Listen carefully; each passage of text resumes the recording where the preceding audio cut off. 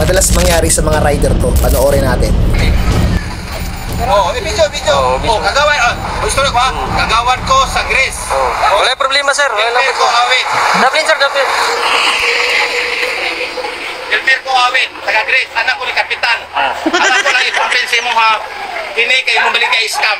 Dili ako nabaligyan na, sir. Isa na nag-deliver ni? Yeah. Ako ay naghatod, pero dili ako nabaligyan na, sir. Honest siya. Ang sealer niya may nabaligyan na. Ako, gusto lang si Muhammad magkita ta sa barangay Greece. Pwede, sir. Pasagasa ta magkita, sir. Kay dili ganahan nang inyong magbaligya mo scam.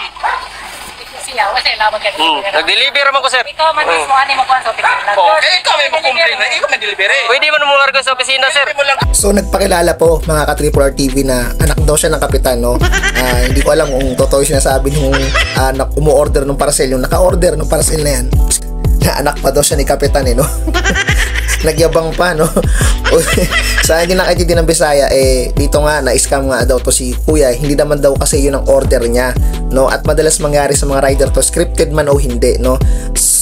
In reality, nangyayari ho talaga sa mga rider nyo, sa rider to. So alam nyo, sa totoo lang mga ka-Triple R TV, sa mga mahilig umorder dyan sa online shopping, huwag naman nating awayin yung mga rider. Kumukuha lang ng parcel yan Hindi naman nila alam kung ano yung binabagsak sa kanila. Basta kung ano yung order nyo at hindi nila alam yan, basta kukuha lang sila ng kuha yan sa warehouse kung ano yung mga nakalagay. Nakabalot ho yan Iba dyan, nakabubble wrap pa nga diba? Pahirapan pa nga yung pagbukas pag naka-bubble wrap Alam niyo ba yun? Ang seller ho talagang may problema dyan. Kaya pag may mga ganyan po, balikan nyo dyan yung seller. Huwag ko kayong nagagalit sa mga rider. Kasi yung mga nag-deliver lang po yan wala ho silang kamalay-malay. Madalas mangyari to kahit ilang beses na nagkakaroon to. Ito, marami ho ako napapanood sa online. Nakaka-asar lang kaya gusto ko mag-react. So bilang rider, naiintindihan ko kasi nagmomotor din ako. So may mga tropa din po akong mga riders. Ang dami ho mga delivery, mga Tagalala Move. Sabihin ko na mga ibang platform na mga yan. Mga Panda, Food Panda pala, and Grab. Marami akong mga kaibigan na nagtatrabaho dito sa lugar namin. Mga Lala Move, or sabi niya natin, di ba marami hong mga ganito sa amin, mga tropa ho natin, kaya alam ko yung nangyayari sa kanila at alam ko yung trabaho nila.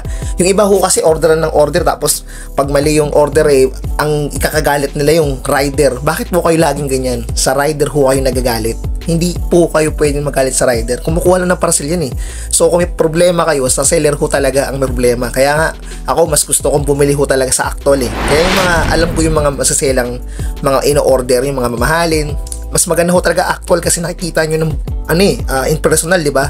Sa online ho kasi iba in reality, sa hindi nakakalam, maraming naka-experience ito. Mas di ba, mas maganda ho sa image pag sa nakikita nyo doon sa online. Pero pangit ho talaga dun sa actual pag dumating na sa inyo, di ba? Minsan hindi ho yung nangyayari yung order nyo dun sa nakikita nyo sa cellphone. Tama, mali.